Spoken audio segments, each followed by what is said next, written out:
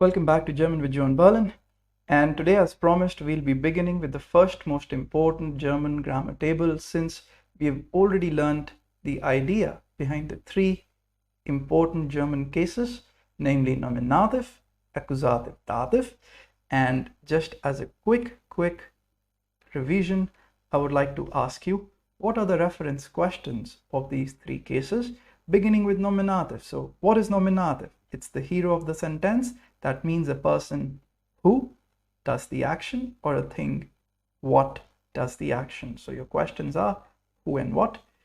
Okay, what are the questions for accusative? It's a person whom action happens, or a thing what receives action. Perfect.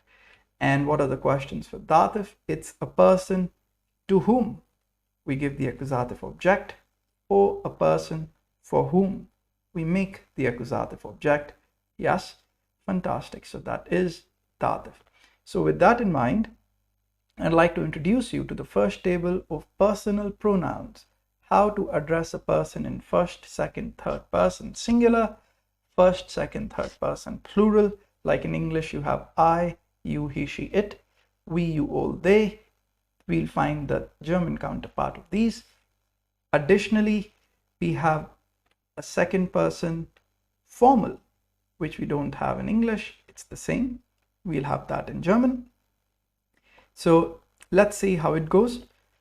All right, now we begin with the first column, which we have here.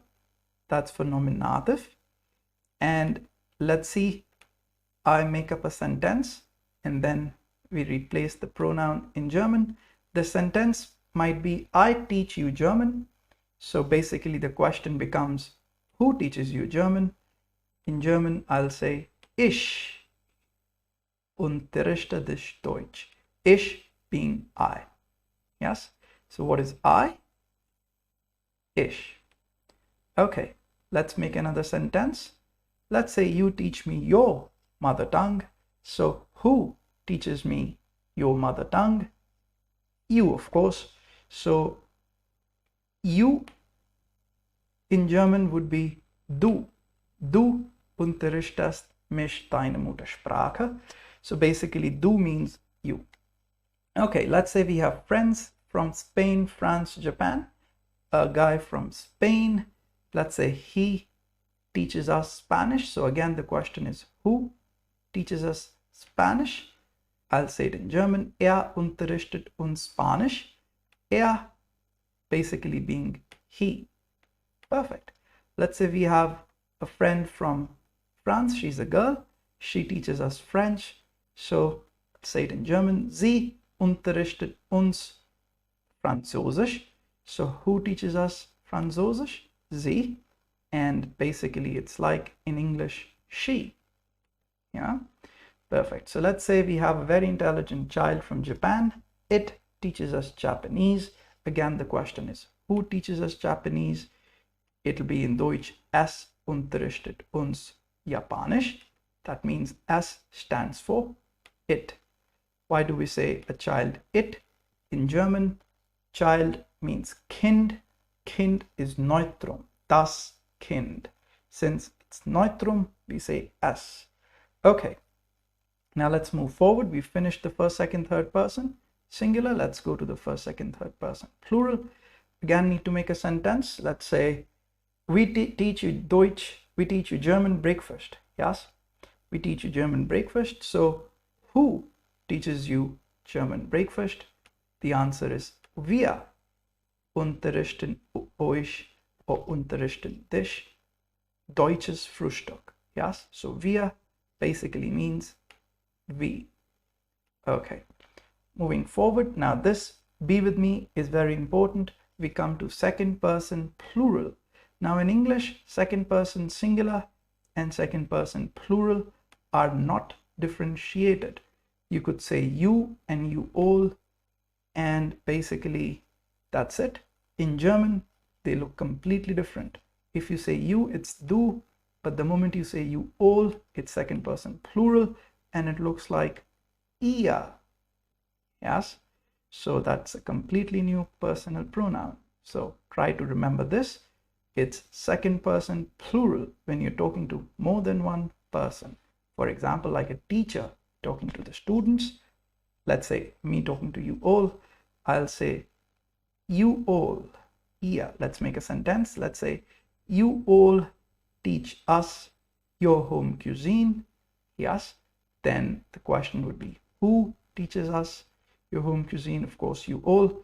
So ihr unterrichtet mich das Heimatküche von eurem Heimatland, from your home country, the cuisine. So yes, ihr is you all. Now again, let's make a sentence for third person plural. Like in English, you say they. So basically, let's say our friends from Japan, France, and Spain, they teach us their home cuisine, food from their home cuisine. So question is, who teaches us the food from Japan and France and Spain? Of course, they, our friends. So in German, I'll say, Sie unterrichten uns das Küche, die Küche von ihrem Heimatland. So they teach us the cuisine from their home country. Yes. So basically, Sie stands for they. Now, actually, the table is finished for nominative, except as I had told you earlier, when it comes to second person, we just don't have the informal version. We also have the formal version. The formal version of du in Deutsch is capital Z, a Z written with a big S. Now, you'll always see that the third person plural, that is they, and the second person formal, like you polite, always look the same. They, you, always look like Z, Z. Whatever third person would be, that's the same what the second person formal would be. Third person plural, second person formal, always the same. Okay, so let's make a sentence. Let's say, you teach me your mother tongue. This time I'm treating you not just like a student, but let's say I'm treating you like maybe my professor. Yes, so I'm being very polite to you and I'm saying, you teach me your mother tongue. So instead of saying du, I'm saying Sie unterrichten mich ihre Muttersprache. Yeah, so basically that means you please teach me your mother tongue. Yes, so I'll not say du, it'll be impolite. Since you're my professor, I'll say Sie. Super duper. So this was the first column done. Nominative. Let's repeat. Ich, du, er, sie, es. Wir, ihr, sie, sie. Yes, that is I, you, he, she, it. We, you, all, they, and the formal you. Okay, now let's keep the same story going and let's find out what is accusative all about. Now, let's begin with the question whom. Okay, so let's say I teach you German. So who teaches whom? As I said, I teach you. Ich unterrichte dich Deutsch. Yes, so dich basically stands for you. Now in English, both the yous look the same. The one we learned as du in English looks like you, and the one which we are learning right now, dich, in English looks like you. The difference is the first du we learned was the subject, the person doing the action, you, and the second one which we learned, dich, in English you, it is the object, the person to whom the action is happening. And in English it looks the same, but in German it's du and dich. Okay, all right, so that was the question. Whom do I teach German? Ich unterrichte dich. I teach you.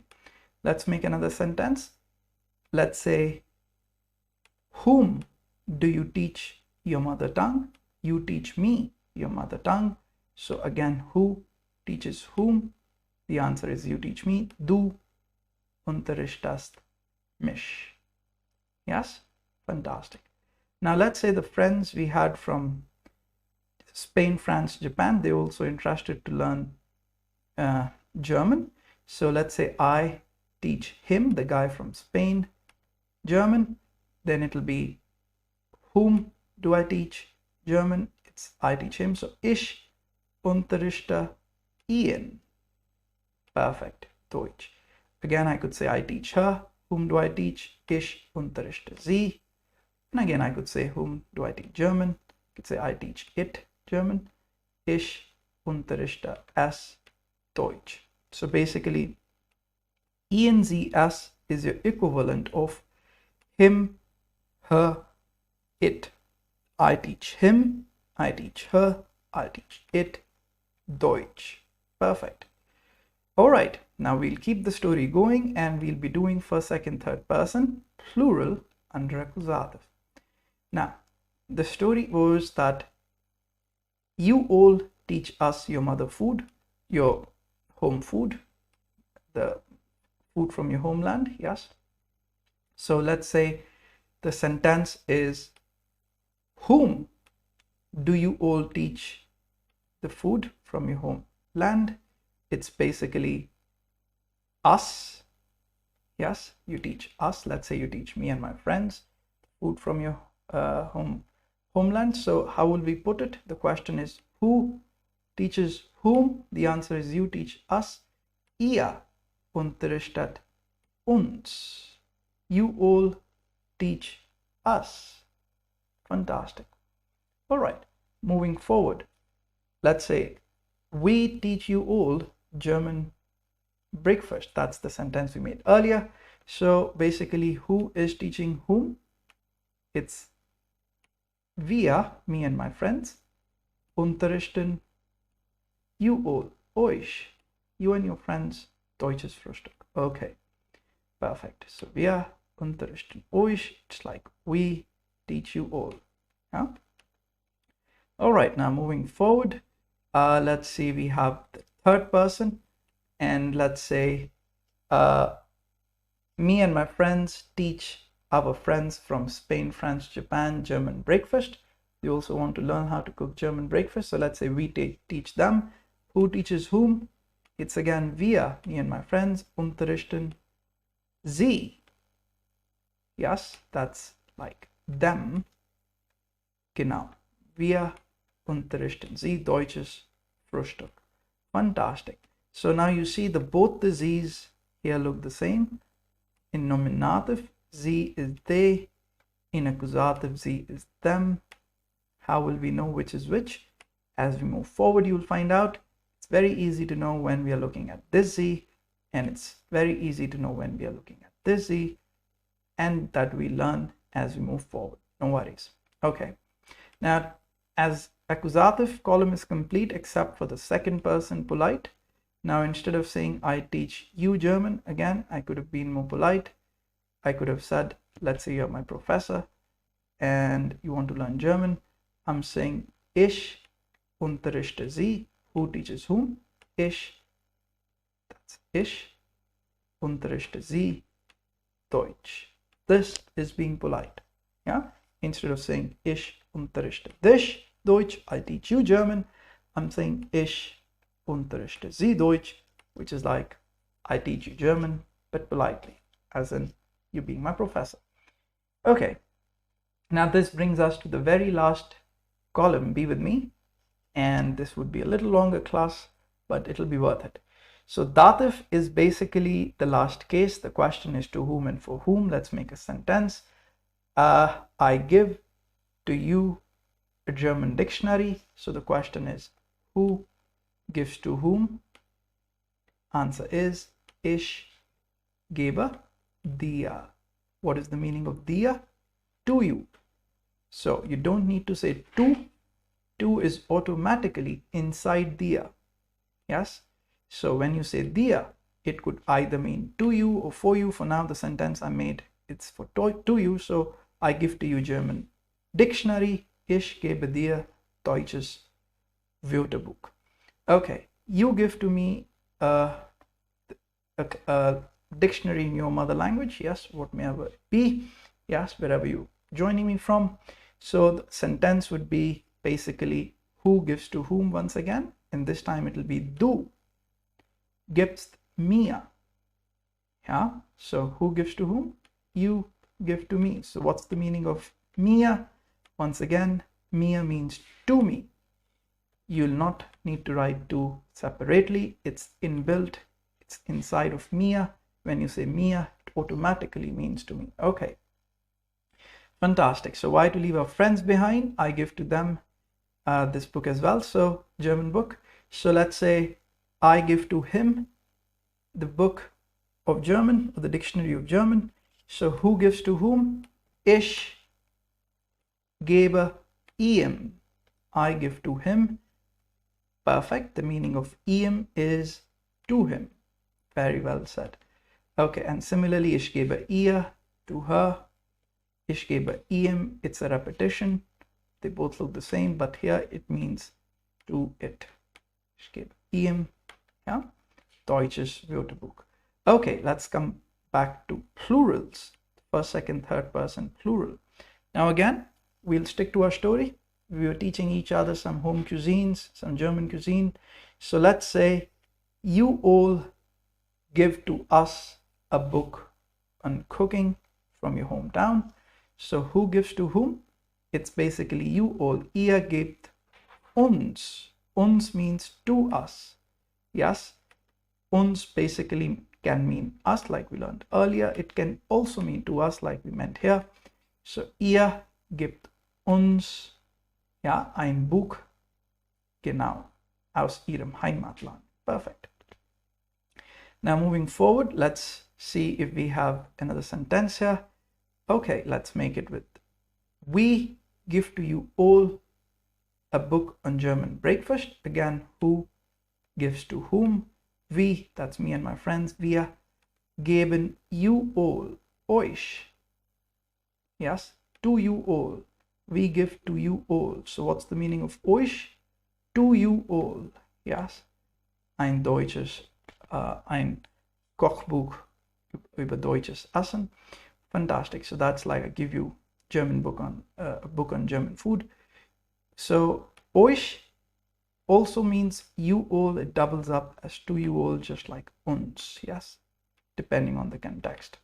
Okay, finishing up. Be with me. The last stretch. It's teaching our friends some German food. So basically, they also want to learn German breakfast. So I, or let's say me and my friends, give to them a book on German breakfast. So who gives to whom? We give to them. So wir geben ihnen, ja, ein Buch über deutsches Essen. Kochbuch über deutsches Essen. So what is the meaning of ihnen? Ihnen is to them. Yes, we don't need to write to. To automatically is inside of ihnen. Okay, super. Now we'll come back to the last personal pronoun under dative.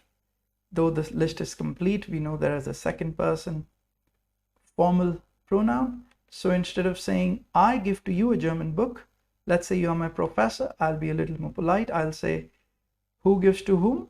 Ich gebe Ihnen ein deutsches Buch.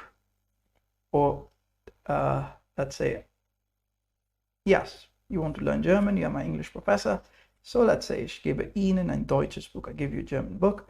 Genau. So basically, let's have a look both vertically and horizontally at this table. Vertically, it's like nominative, ich, du, er, sie, es, wir, ihr, sie, sie, which is like I, you, he, she, it, we, you, all, they, formal you. Accusative is mich, dich, ihn, sie, es, uns, euch, sie, sie, which is like me, you, him, her, it, us, you, all, them, and you. And then we have dative, which is mir, dir, ihm, ihr, ihm, uns, euch, ihnen, ihnen, which is like to me, to you, to him, to him, to her, to it, to us, for us, to them, or to you, polite. And this also works with for me, und so weiter. I mean, correspondingly, for me, for you, till the end. Yes. So this was the vertical look, and I think even the horizontal approach looks very promising. We could rather say ich, mich, mir, I, me, to me. And this is the approach I want you to learn. Yes.